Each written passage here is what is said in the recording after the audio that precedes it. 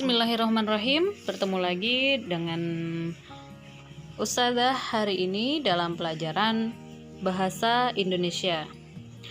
Apa kalian tahu hari ini kita akan belajar apa? Ya, benar. Kita hari ini akan belajar bahasa Indonesia dengan tema menuliskan makna kata, sifat-sifat, dan wujud benda. Sebelum Ustazah akan menyampaikan materi, alangkah baiknya kita berdoa terlebih dahulu. Berdoa dimulai. Rabbi zidni ilma warzuqni fahma. Amin. Ya Allah, tambahkanlah aku ilmu dan berilah aku karunia untuk dapat memahaminya. Makna kata adalah sesuatu yang memiliki pengertian, maksud, atau arti. Misalnya nih, kalian bertemu dengan orang asing, kemudian dia bertanya, apakah kamu tahu nasi? Nasi itu seperti apa ya? Karena orang asing itu makannya roti, bukan nasi. Apakah anak-anak bisa menjawab? Nasi adalah beras yang sudah dimasak atau ditanak. Contoh lain adalah gelas. Gelas memiliki permukaan yang halus dan dia termasuk ciri-ciri benda yang padat. Contoh benda cair yaitu adalah air.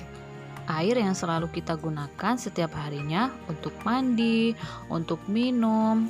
Dia mempunyai sifat yang menyerupai wadahnya.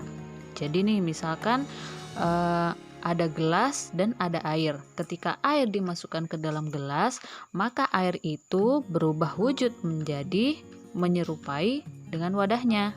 Gitu. Lain halnya ketika batu yang dimasukkan ke dalam gelas, maka bentuk batu itu tidak akan berubah karena batu merupakan benda yang padat.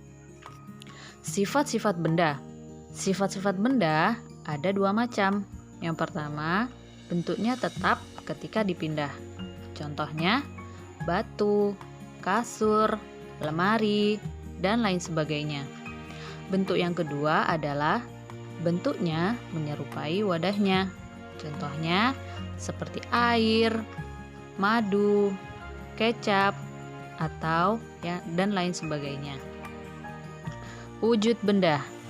Wujud benda ada 3 macam. Yang pertama padat, yang kedua cair, yang ketiga gas. Padat. Wujud benda padat. Ukurannya tetap dan tidak dapat berubah. Contohnya seperti gelas, botol, kursi, dan meja. Jadi ketika dia dipindahkan ke suatu tempat, maka berubah tidak bentuknya? Tidak berubah karena dia adalah termasuk benda padat dan tidak akan bisa berubah. Yang kedua adalah wujud benda cair. Ukurannya tetap dan dapat berubah sesuai wadah. Misalnya air. Jika air dimasukkan ke dalam botol, maka wujud air akan berubah sesuai wadahnya. Botolnya misalkan panjang, maka air itu akan mengikuti wujud botol yang panjang tadi. Yang ketiga adalah gas. Gas adalah zat ringan yang sifatnya seperti udara dan selalu berubah menyesuaikan wadahnya. Misalkan, salah satu contohnya adalah gas knalpot. Yang kedua adalah terbentuknya awan. Mengapa awan termasuk ciri-ciri bentuk gas? Karena awan itu terbentuk dari uap air yang mengendap ke atas dan berubah menjadi awan.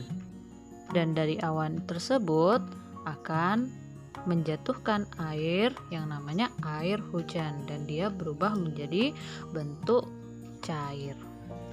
Sekian penjelasan dari Ustazah, semoga kalian semua paham ya. Jika tidak paham, boleh ditanyakan ke Ustazah atau ke ayah bunda kalian masing-masing. Jazakumullah khair.